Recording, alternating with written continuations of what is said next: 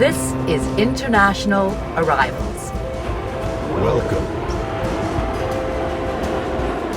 You have arrived at your destination. I'm Emily Lutzker. And I'm Anna Kamasia. We are excited to announce that International Arrivals is now a fiscally sponsored project with New York Foundation for the Arts, and any donations you make are now tax deductible. The easiest way to donate is to click the donate button on our website, internationalarrivals.org. Perfect. Today, International Arrivals speaks with Areene Correa Valencia, an artist who originates from Michoacan, Mexico, and who now lives in Napa, California. Her painting and textile work addresses questions of identity, migration, and borders, drawing on her own experience as an undocumented immigrant, along with family images and narratives. Welcome. Welcome. Hi, thank you for having me. We're so happy that you can be part of this today. We're on Zoom here, but in our new podcast studio at P&T Knitwear, where we're community partners. So this is really exciting for us, so that you're our first podcast here at the podcast studio. Yay! Yay, what an honor. Thank you so much for having me. It really means a lot. So we'll jump right in. When we talked before, you and I, you shared your story of your family's journey to the US with your father leaving before the rest of the family to go and find work in California. You were young, but you have expressed how difficult that was for you and how your artwork is really about working through this trauma.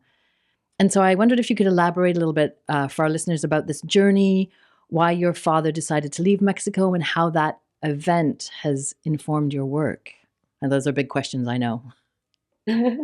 Yeah, they're great questions. And, every time that I find myself answering them, I think I find different answers for the public, but also for myself, which I think is like the power of art and really revisiting trauma. It's important to go back to those moments where you felt pain or you felt like there was an instability in life, because you start to understand and untangle certain details.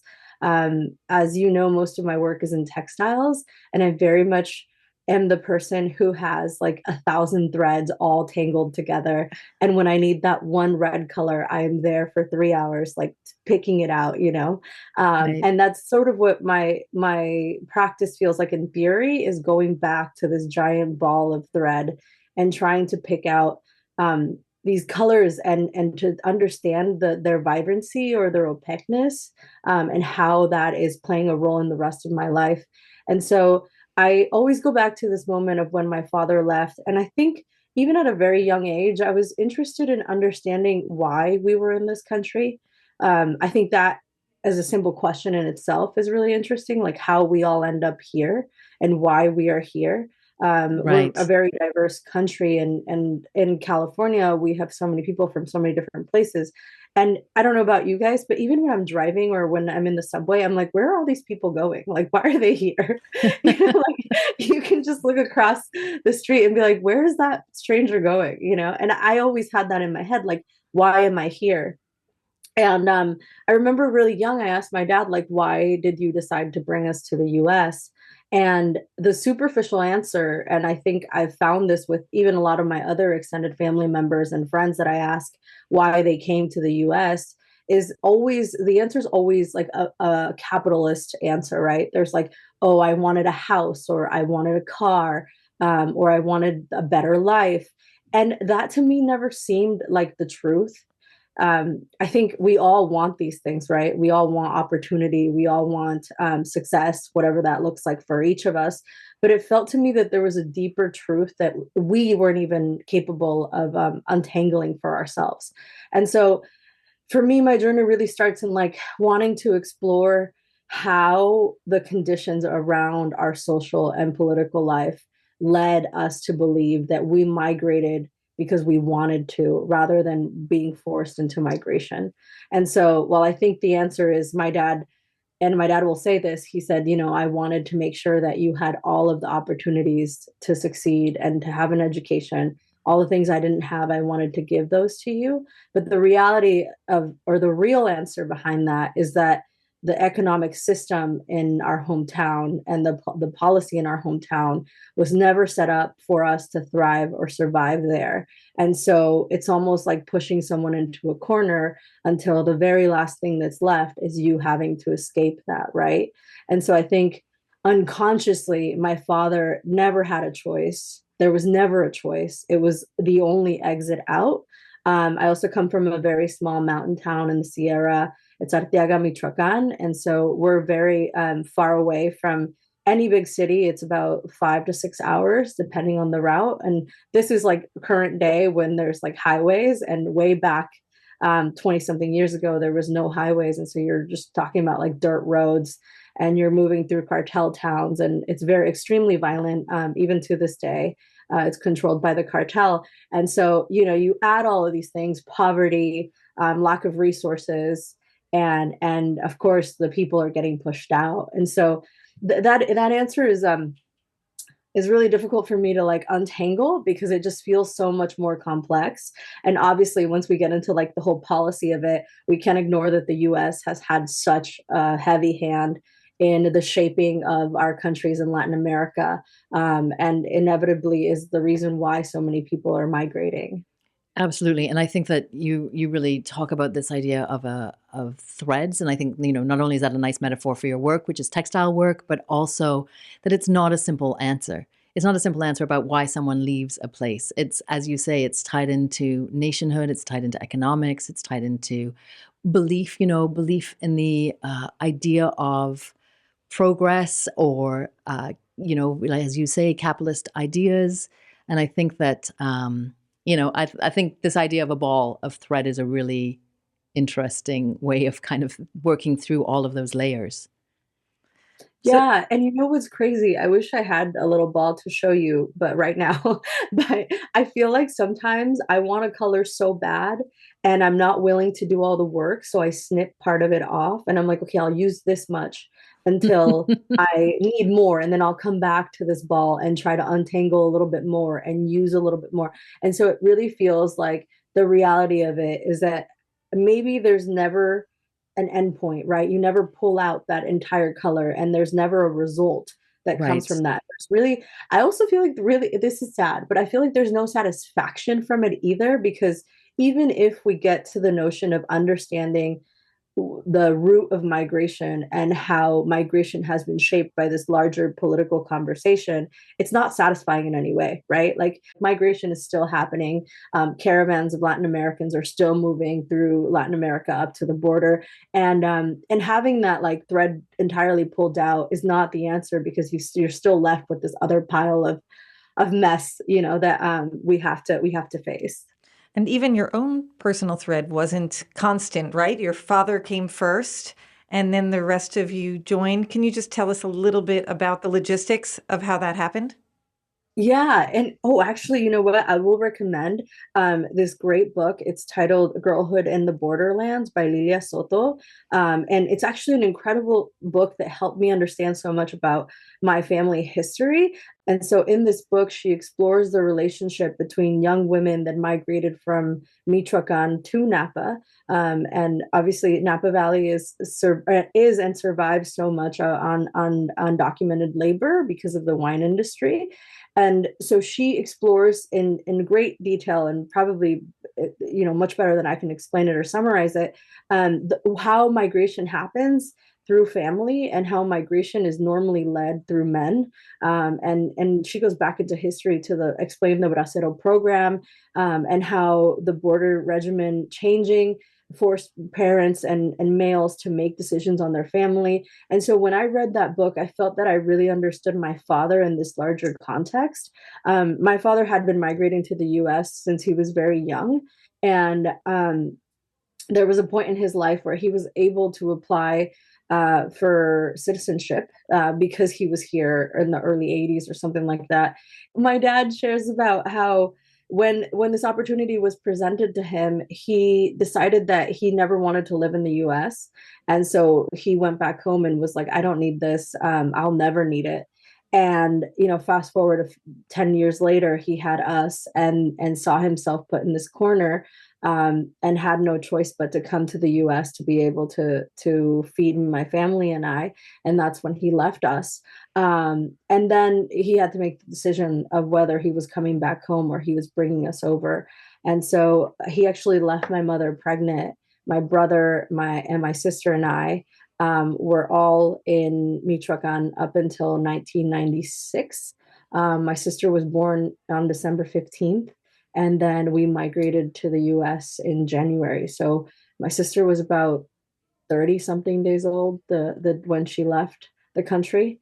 And my brother was 5 and I was 3. And so really there was this space between ages, which has also it beautifully brought us brought us to understand our identities as Mexicans and undocumented immigrants very differently. You know, a 32-day-old baby obviously is going to identify very differently than a 5-year-old in terms of like their Latinidad or Mexicanidad.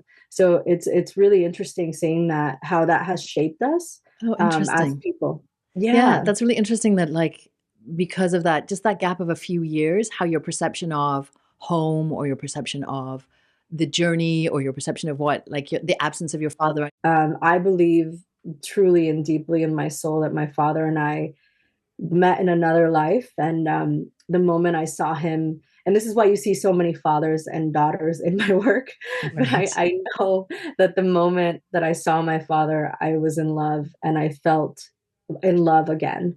And so when my father left for the US, that has been the most painful thing that I have ever gone through. Um, and because of the abandonment and the idea that there was a possibility I would never see him again. And that feeling of being soulfully connected is really ancestral, I believe. And I know, I know that I have that feeling towards my grandmother, who I never met. And I've only met her in dreams. And it's this like deeper connection to ancestry that I think allows us to feel the past and look towards the future. Also, in a lot of my work, you'll see my niece who Mhm. carries the same feeling that I have with my father. And so there's really this through line of my grandmother bringing my father and my father bringing me, and then my niece coming into the world. And I think if we just, like take the migration aspect out of it, understanding how love and emotion can travel through generations is really beautiful. There's a lot of loss and a lot of pain, but there's also um, a lot of like intense happiness, or I don't even know how to describe that feeling, but yeah, there's something there that is really important in my work. And I think that's something that you hear a lot of people talk about too, is carrying histories with you, national histories, personal histories, and in your body. That it's something that is passed through generations. I hear a lot of people talk about it that way. It might be a good segue to talk about your work a little bit, though. How this all influences your work, because you use images of your family for a lot of your textile work. I'm drawn to your textile work and have included it in my exhibition that's coming up at Kate's Ferry Projects, because I find that it politically maneuvers between the figurative and metaphor. And these are textiles of images of your family and community made from recycled or repurposed material, and often clothing worn by your family members. Yet the work speaks to larger issues of how certain structures like borders and the policing of borders have helped maintain and uphold social injustices and inequities. And I wondered how you might define this relationship between borders and working with repurposed textiles, and then I guess your relationship with your family too. I started textiles in 2020 at the beginning of the pandemic. Prior to that, I was very heavily focused in oil painting.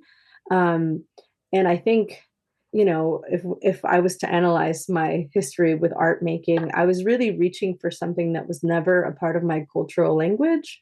I think painting is really important to all cultures across the globe, right? But in terms of like understanding the history of textiles with women in Latin America and in our native cultures, there's this like really powerful and beautiful history that really archives our survival and our love for family, and our love for nature and our understanding of nature and how to use nature to bring color into the clothing that we wear. And so I was really excited to start this new language with textiles. And I also remember my oldest brother, who was 5 when he migrated with us to the US, at one point saying to me, Arlene, you need to talk about the kids. And he said, you make really great artwork and I love your work, but there are kids in cages and I am sick of seeing that. And I can't, I need you to talk about this issue because it really hurts me. And I think my brother and I, because we were older, really understand that feeling of separation. Absolutely. And being, yeah. And I think for me, I don't own a TV. And the reason why I've never owned a TV is because I can't stand to see the images that are shared of people at the border and children crying. And I think those are important images for those of us who have not been there because we need to be able to see and to feel, truly feel the pain. But I think for someone who's been in that position, the trauma of it is too strong to be able to face it again and again.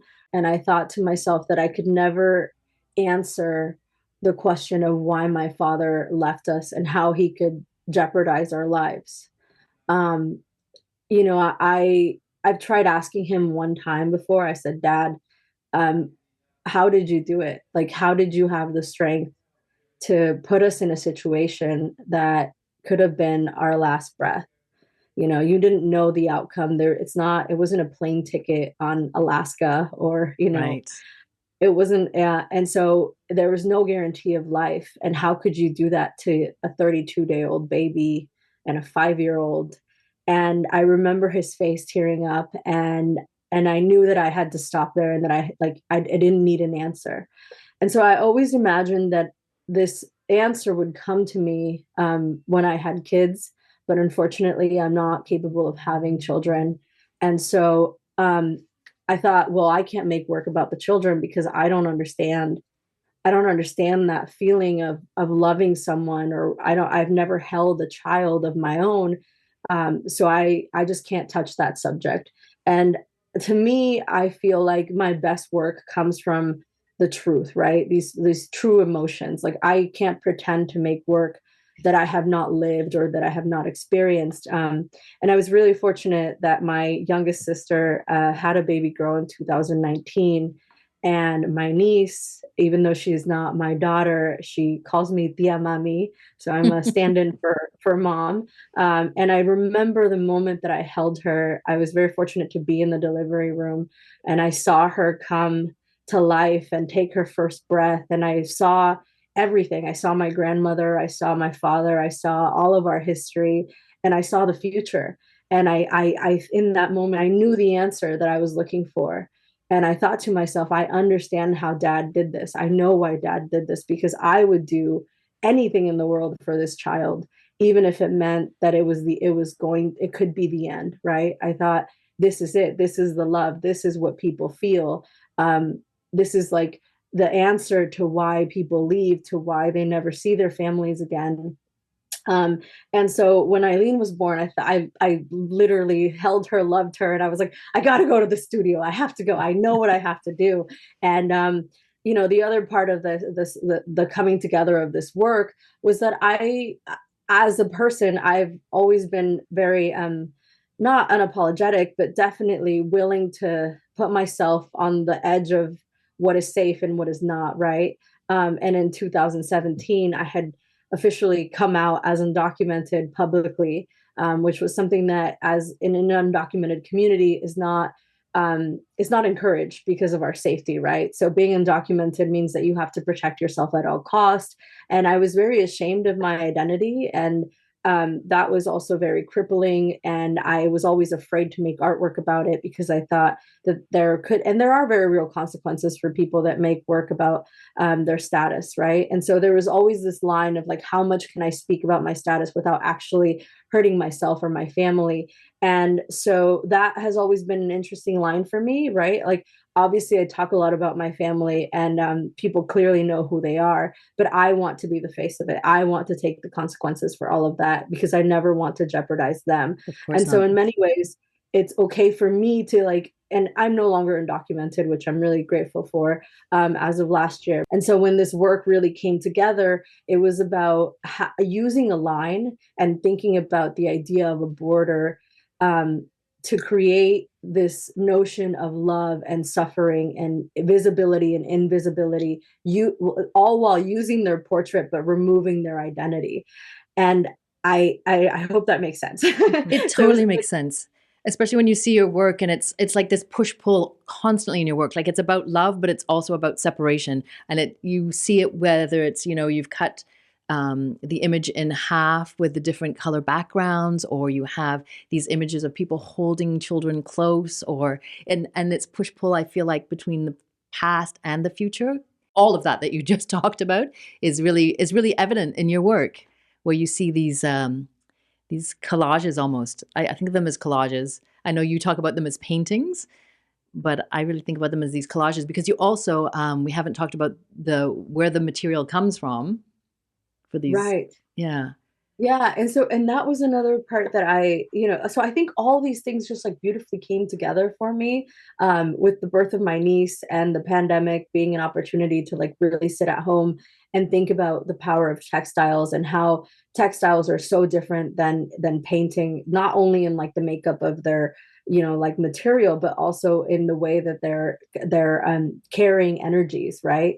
And my father growing up in Napa was a house painter. And so he was painting the exterior and interior of houses and would come home with like completely splattered clothing, and just like shoes that were like thick with layers of whites and browns and all of these things. And to me, I always felt that if people could see how hard my father worked in his clothing, like if they could see his clothing, they would see how much love there was, how much sacrifice there was. And I thought like, like people don't have to know my dad and they don't have to like talk to him. But if I could just take his clothes and put it somewhere, like it's evident. And so that's how I started stealing clothes. So I have a question, sort of in relationship to that. And I think about textile work in the larger art world and art making tradition, which has been, I say, come to the forefront, since the 70s, kind of women's sort of feminist artwork in the US. And also the sort of idea of textiles being sort of women's work. And I've heard you talk a lot about your father, but maybe I'd love to hear you elaborate a little bit on kind of your place within that larger tradition of art making with textiles. Yeah. I feel like that's always kind of a larger, I mean, not a larger conversation. It's just a deeper and more emotional conversation for me, to think about my place as a woman in having a hand in this like historically woman oriented a medium. I and it's it's just interesting. Like a lot of the critiques that I get in my work are that I'm lacking women, or that my male figures are much stronger than my female figures. And I think like that's just a reflection of who we are as people. I obviously have this like really strong connection to my father, and so inevitably all of the work is honoring that. But historically, I am also talking about our position as women. And for me, it feels really empowering to be able to use a medium that I connect with, emotionally and culturally. But that I also don't think is limited to my identity as a woman, right? I guess it's really complicated for me because I have a really tough relationship with my mother. You've also used materials that are not textiles. You did some aluminum and light, kind of, I would call them paintings. I haven't seen them in person, but from the pictures, ones that use very different materials, that are sort of, I'll say, hard materials as opposed to soft materials. I am constantly thinking about ways to like change things and push the boundaries. And going back to what Anna said, I think I really like pushing things, like say, like giving you something that is hard, but then having this like inevitable softness behind it. And so these light sculptures are made out of reflective aluminum, and they're silhouette cutouts that are uniting, but that are separated. They're like puzzle pieces, and they're never going to actually touch, but the light behind them unites them. And so to me, it's like thinking about the what would have happened if my father and I were never together, and how love or pain can still unite us regardless of the border that stands between us. And actually, I think the one that you're looking at is a depiction of my brother and his son. Um, and they're really gentle moments where I like to capture photographs of my family, of them doing like ordinary things, right? And so I think that there's these like very gentle moments where love is just felt. So I like to capture those through like different mediums. But I've only made a few of those sculptures, and I'm looking forward to making more. And to pick up on something you said a little bit earlier, you said that you always had this idea that painting was, in the hierarchy, painting was above textiles, which, I don't disagree with you. But you've also said that you see your textile work as paintings. And I wondered if you could talk about why. Yeah. So I think one, because I like my father, I grew up with my father at the kitchen table being covered in paint all the time. And that was the way that we communicated and how we were able to create a conversation, and break the barriers of machismo, was through learning how to paint with him. And so for me, painting is just the way that I can speak. It's like the way that I can communicate with others. And then having to let go of that medium and embark on this other journey with textiles, I felt that I still wanted to retain that language, right? I didn't want to lose that. So one, I refer to them as paintings because it feels like that's all I've ever known. And so I can explain them in that language probably the best. And then two, when I'm making them, they very much feel like layers. So even though maybe to the viewer, all the layers are not necessarily accessible, when I make them, I know exactly what is there. And I can tell you what the photograph looks like. And I can tell you if I manipulated it or not, or what I changed or what I added, or what. Sometimes I do a lot of like hand embroidery on top of the clothing. And so that feels like an added layer. And so even though it's not actual layers of paint, there are layers that are coming together to be able to create this work or this painting. And going back to my painting history, I also very much loved painting in layers with different colors and being able to like create a surface in darkness. And so if you go on my website, you can look back at my 2017 series where I make paintings of undocumented workers that are harvesting through the fires in Napa Valley. And those paintings are very dark, but they're actually like extremely vibrant underneath.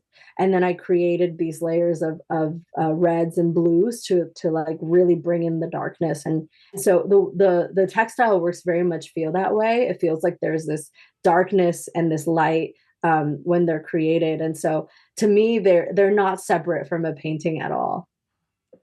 And you have created a lot of paintings, and especially murals in collaboration with local communities, and even some people in those local communities that don't identify themselves as artists. Can you talk a little bit about that work and how it's important to you and how it came about? Yeah, so I think like growing up in Napa and having very limited resources to art making practices or just like to art in general really affected me, and it really affects the way that I look at the world. And I'm a strong believer that we can't change the world tomorrow, but we can do something today that can change someone, or that can change the way that someone sees the world, or that can lead to change. And so change is very slow, right? And I've always been extremely devoted to my community, and knowing that my practice does not only have to exist in the art world, but that it can exist beyond that. And so very early on, I've been building relationships with community members here in Napa, and learning how education and teaching can play a role in the shaping of the youth here. And so I made my first mural at De Rosa, which is a center for art here in Napa, established by Renee De Rosa a long, long time ago. And they offered me a space to make a mural outside. And so I painted these works that I'm talking about, the agricultural workers that were harvesting through the fires. And that was really important to me because the center is like literally located and surrounded by vineyards, but yet the people that visit the center of art are never the people that are working around it, right? It's always white, middle class, upper class visitors or tourists. And so for me, it was so much about bringing our community like literally into the center and acknowledging that even though we can ignore and almost like black out what's happening around us, you have to recognize that our community is what shapes and has built our Napa. And so that was my first mural. That led me to working with the Boys and Girls Club of Napa Valley. And so that was a multiple year long project where I got to do all sorts of different activities with them. And it was really my first time teaching art. And I had no idea what I was doing. And a lot of it was through Zoom. So you can imagine it was really difficult. But I more than anything, I just engaged in conversation with the kids. And we started talking about very difficult things and untangling them through art and making art about it. And it was really beautiful because their mural is titled "We Are Stronger Together." And they came to me and said, hey, we see this opportunity to talk about, in Napa, we have a lot of rivalry between like the blue gang and the red gang. And so they said, we have this alleyway where all of these gangsters are tagging their colors. And if we combine blue and red, we can make purple. And, we're stronger together. And we want to send this message out into the world, but we don't know how to do it. And can you help us? And I was like, oh, done. Let's do it. Like, we're doing this tomorrow. I was like, don't worry about the paint. I'm going to call Dad. I'm going down to his shop. I think the kids saw the power of what a mural can do. And I'm really proud of that project. And is that mural still up or has it been painted over? Yeah, that mural. It's still up. That's significant, I think. Yeah. For people who were tagging that space before and then it's still there. Yeah, it's still there. And a great thing happened where like people stopped tagging it, it was no longer being vandalized. Everybody loves that mural. Well, and it wouldn't have happened without you. You were the producer, director, you were the key in making it happen. Maybe we just go back a second to being Americans and the American dream. I wanted to talk about your work you did called Sueño Americano, American Dream. I probably said that wrong. Help me with my pronunciation. Yeah. Sueño Americano. There we go. Okay. Sueño Americano. And it was at the Yerba Buena Center for the Arts in San Francisco. Maybe could you tell us a little bit about that work and also like what your connection is to this idea of the American dream? Yeah, obviously, like that is the framework for my life, is following this American dream. And in many ways, I've played a role into it, right? Like I've become one with the frame, and I've embraced the color of the frame and the house that I'm in or the museum that I'm in. And at least for me, it's like making a lot of sense in how I'm allowing my work to be viewed. Because at the end of the day, I think I'm just making work about my experience and my connection to other people. But it's definitely going to be contextualized in this idea of the American dream, or this idea that we can work hard enough and have the house and the kids and the thing and whatever, right? And so with this work at YBCA, I actually took the doors from an ex-immigration detention center in Portland, in Oregon, and was able to extract the door, or I was able to take the doors from the detention center and use them as a part of a larger installation that is textile weavings from Oaxaca. I'm working in collaboration with Jacobo Mendoza and his family, and they're out in Teotitlan del Valle, about 15 miles outside of Oaxaca, and they're fourth generation weavers they're Zapotec, and they have been doing this for a really, really long time. And they make these beautiful weavings with natural dyes. And I knew that when I wanted this project to come together, that I didn't have the capacity of making that work, right? Of like putting those textile works together. It was outside of my knowledge and ability. And I also, like I said before, I think it's really important to work in community. And so I went out looking for weavers and was very fortunate to come across Jacobo through a mutual friend. And my relationship with Jacobo has been absolutely beautiful. And I very much respected his practice and the importance of their cultural practice, right? A lot of these, they're called tapetes, like rugs. These tapetes are made as a way to preserve stories and as a way to preserve a cultural language. And so I never wanted to change that, right? But I did want to add to it, like add a contemporary understanding of migration to that. And then the larger piece of that was that I wanted to connect sort of like this coastline between Portland, this detention center in Portland, myself and Napa, and then trace that all the way back to Oaxaca and have this like 3-person conversation of what it means to stay home and not migrate, what it means to migrate and build a life in the US, and what it means to end up in a detention center. And so the doors are filled and carved entirely with messages from people that were detained at one point.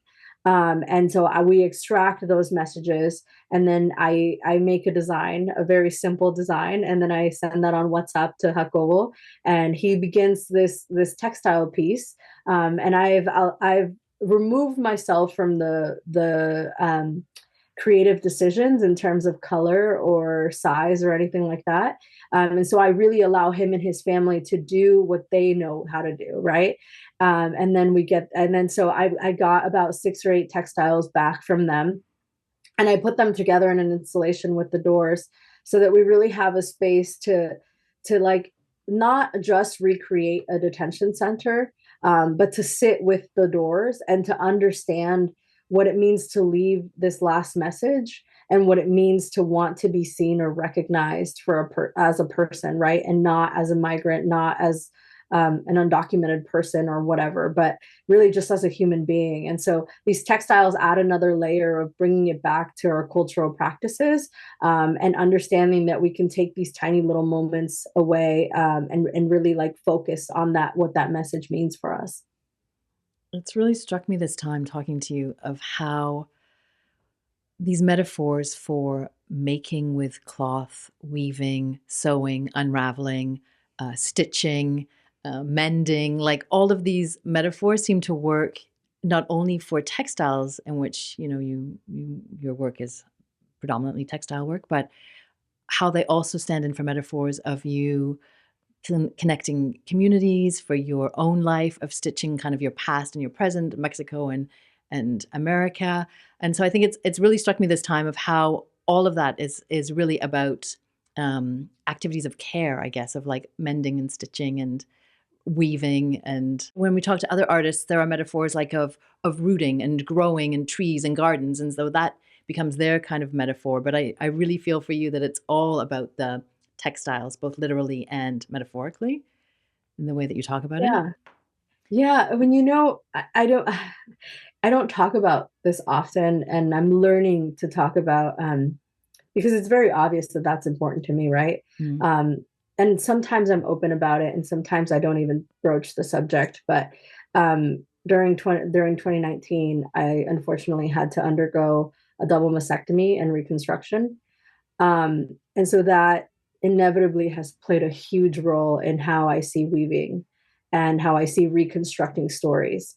And I know that this is so important to talk about, like verbally, in connection to the work, but it's one of those things where it's still, I'm still processing what that means for my own body.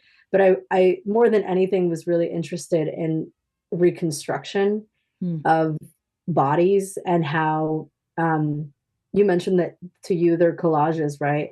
How we can like very literally deconstruct a body and then put it back together. And so while my own body was being removed and then sewed back together, and now I live with the scars that are still hurting me, that are still bothering me, that have changed my identity as a woman, that have changed the way that I interact with my partner. They've changed everything about me. And somehow I'm still myself, right? Somehow I still have to keep who I was prior to surgery, and bring that together with who I want to be. Mm-hmm. And so this idea of like the needle going through and creating a wound while also coming out and mending something is really fascinating to me. Like we have to hurt in order to be whole again, in order to be complete again. Mm-hmm. Mm-hmm. It's very powerful. Like hearing you make those connections between bodies and materials and histories. Like it's all of those things wrapped up in one, in the way that you talk about it, which is it's fascinating that it's so solid in all those different areas. Thank you. Yeah. The upcoming exhibition at Kate's Ferry Projects was a response to a call for exhibitions about sanctuary. And so we've talked about the American dream and we've talked about your own sense of community. But I wondered how you see your work fitting into this concept that was really about those for whom sanctuary is not in view. And you and I have talked about that a little bit, but I wondered how you see your particular sensibility in your work connecting into that idea, or just a notion of sanctuary and the impossibility of sanctuary for so many.